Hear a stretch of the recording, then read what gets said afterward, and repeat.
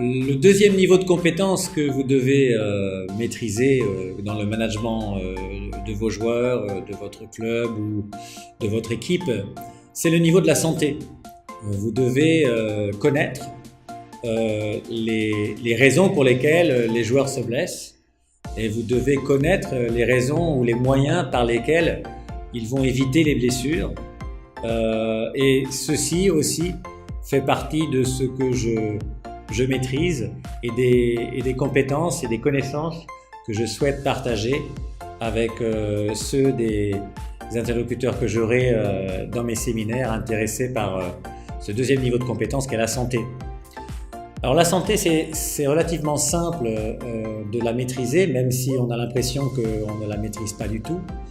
La plupart des gens, la plupart des joueurs réussissent ou pas leur carrière professionnelle en fonction de ce qu'ils appellent la chance. Bah oui, j'ai pas eu de chance, j'ai été blessé. J'ai pas eu de chance, j'étais très doué, mais finalement j'ai eu la mauvaise blessure au mauvais moment. J'étais prêt à jouer comme Neymar en ce moment à Paris, mais à chaque fois qu'il y a un gros match de Champions League, il se donne une blessure. Et je choisis volontairement ce terme, il se donne une blessure, parce que quand on est blessé ou quand on est malade, ce n'est ni plus ni moins que l'âme universelle qui utilise votre corps pour vous délivrer un message d'évolution mentale, d'évolution personnelle, d'évolution dans sa discipline, d'évolution dans sa connaissance. Nous avons tous des croyances qui nous sont données par notre culture, par notre éducation, par ce qu'on a appris à l'école. Mais l'évolution, c'est d'apprendre de nouvelles connaissances, c'est-à-dire de changer ce que l'on connaît par des connaissances plus proches, plus évoluées, plus proches de la réalité de la vie. Et quand on est un footballeur de haut niveau, qui plus est une grande star comme par exemple Junior Neymar, eh bien, on est dans l'obligation de réaliser son évolution mentale. Car sinon, son corps, notre corps, va nous interdire de produire notre performance. Donc c'est très très bien géré ça par la vie, je trouve, puisque depuis 20 ans, si mes joueurs, la plupart, ne se sont jamais blessés, ou en tout cas quand ils l'ont été, ne l'ont jamais été gravement parce que on les a tout de suite mis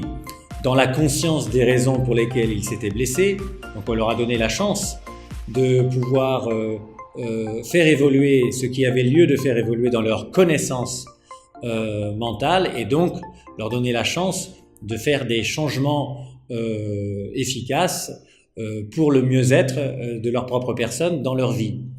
Et j'ai observé qu'à partir de ce moment-là, même s'ils courent tous les jours, même s'ils s'entraînent tous les jours, même s'ils font des matchs 1 ou 2 fois par semaine pour les meilleurs, eh bien les blessures à ce moment-là disparaissent et la bonne santé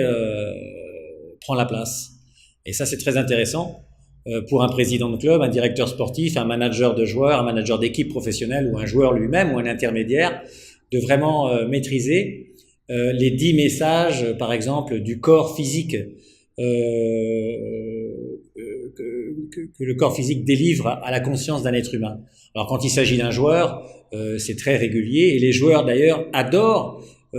passer du temps, mais apprendre comment méditer et apprendre également ce que les méditations dans leur vie intérieure, donc dans leur corps physique,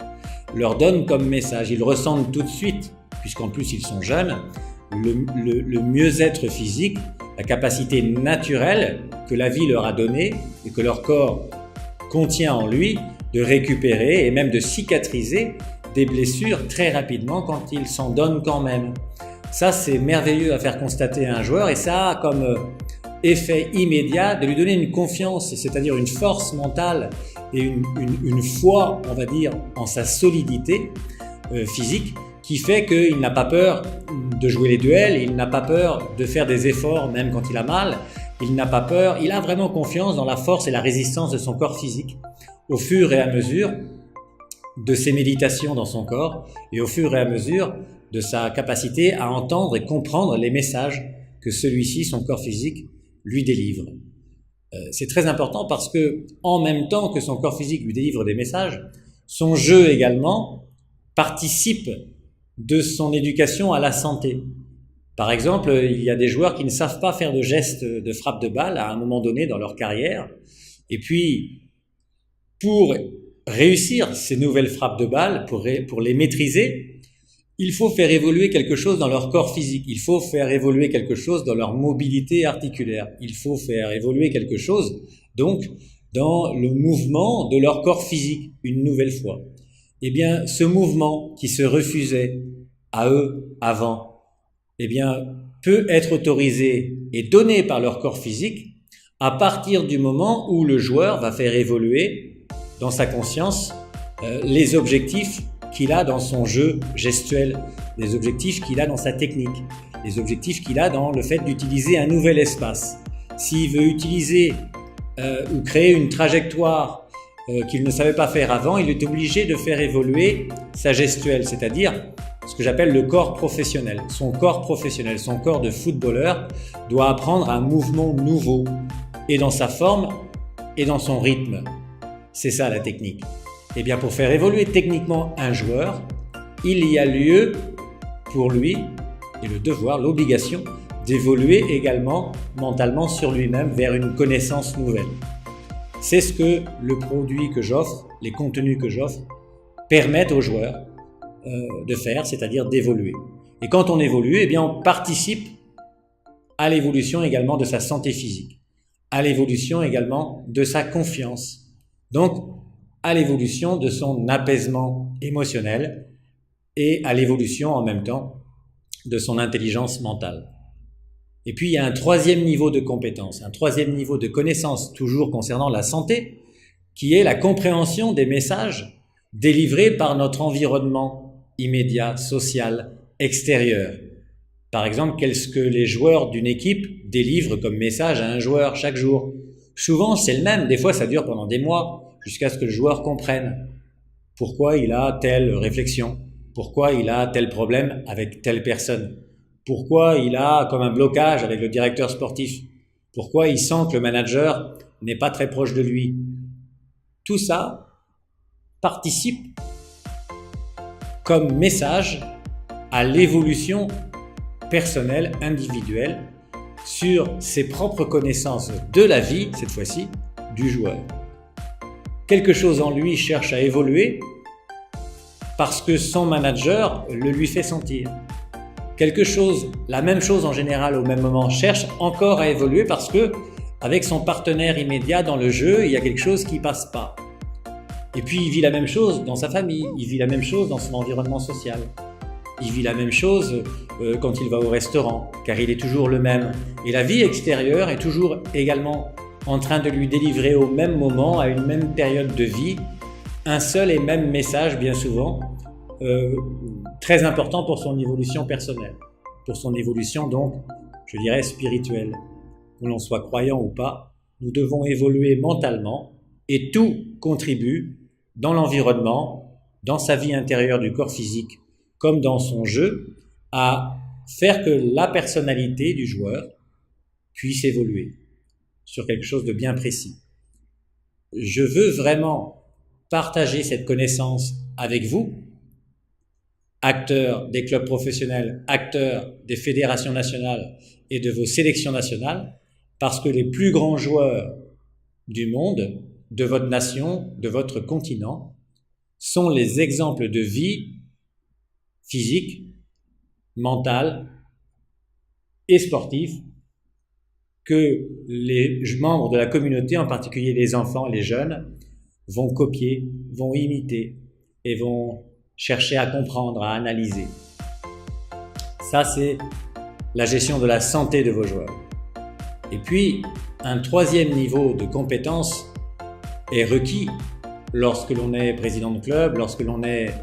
directeur sportif, manager d'équipe professionnelle, joueur ou intermédiaire de joueurs professionnels,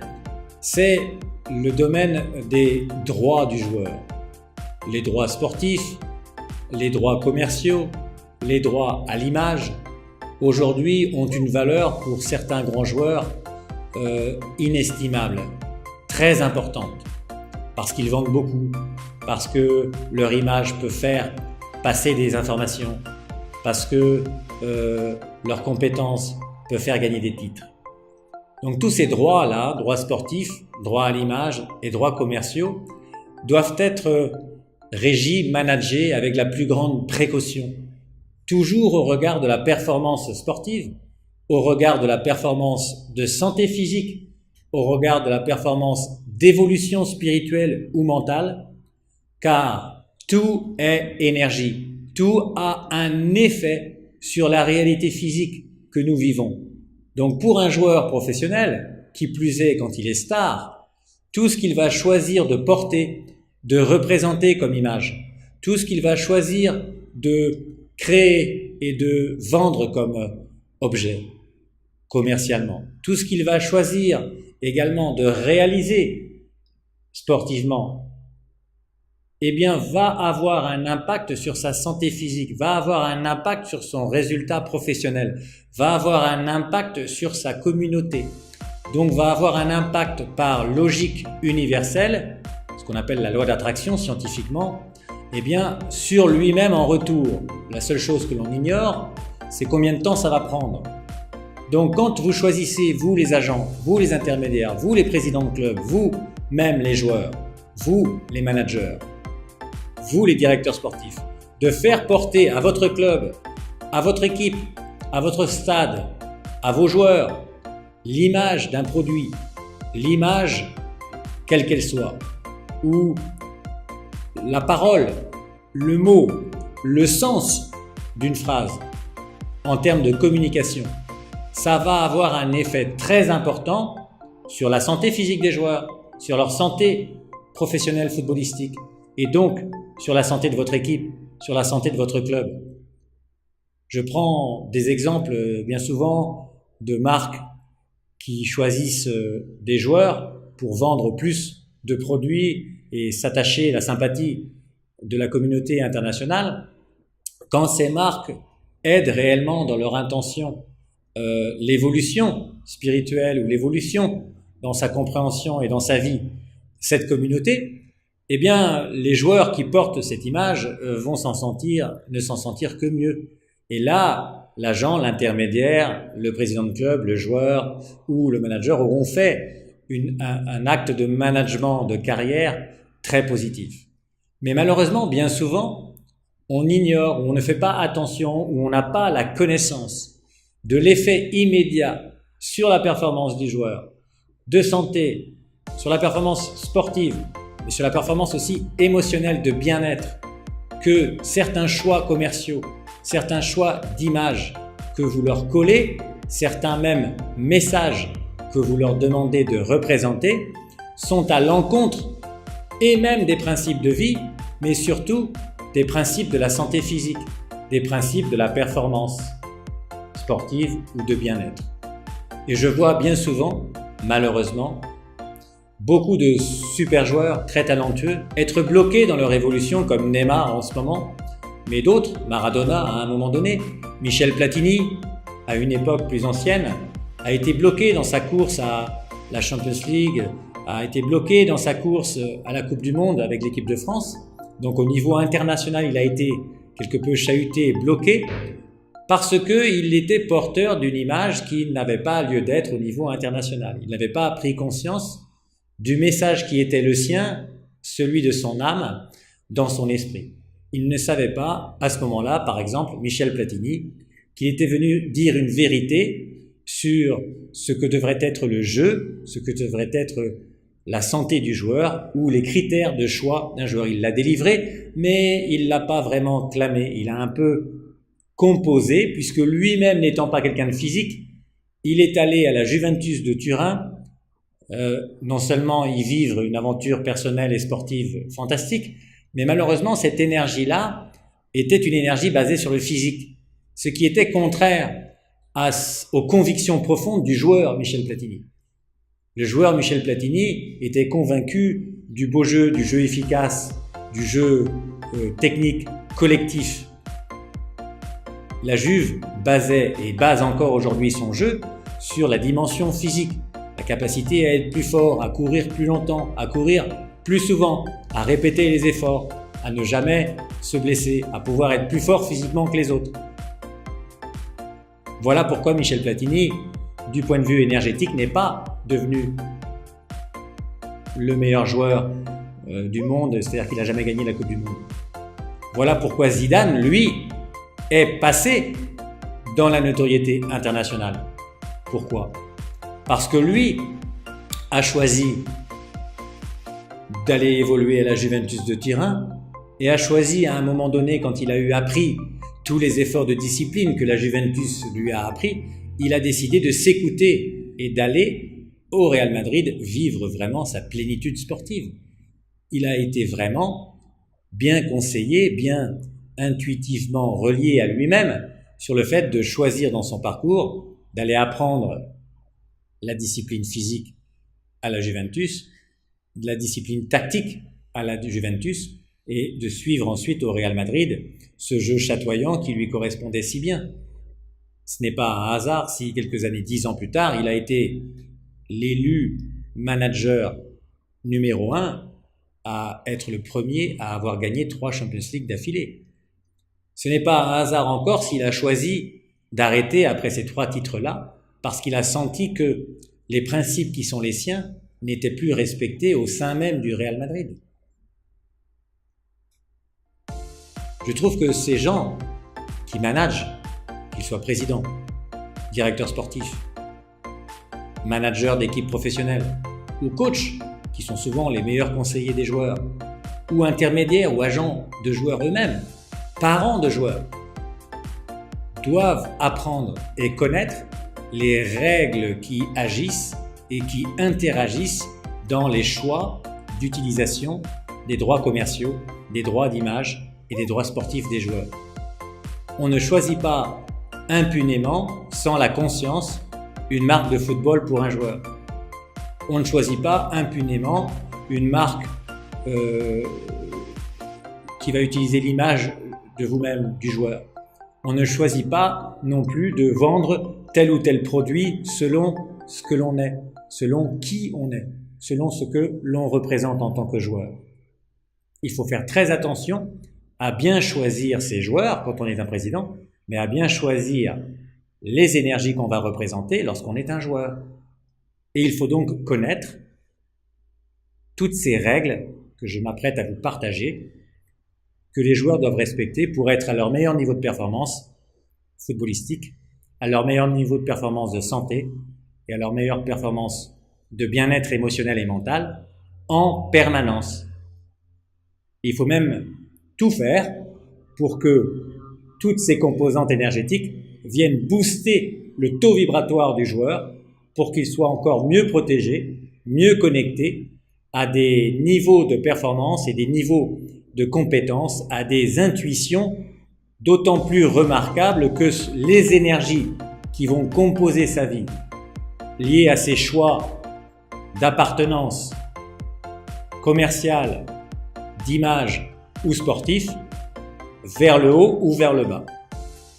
C'est très important quand on est aujourd'hui un intermédiaire ou un président de club de connaître cela de manière à bien s'assurer que les énergies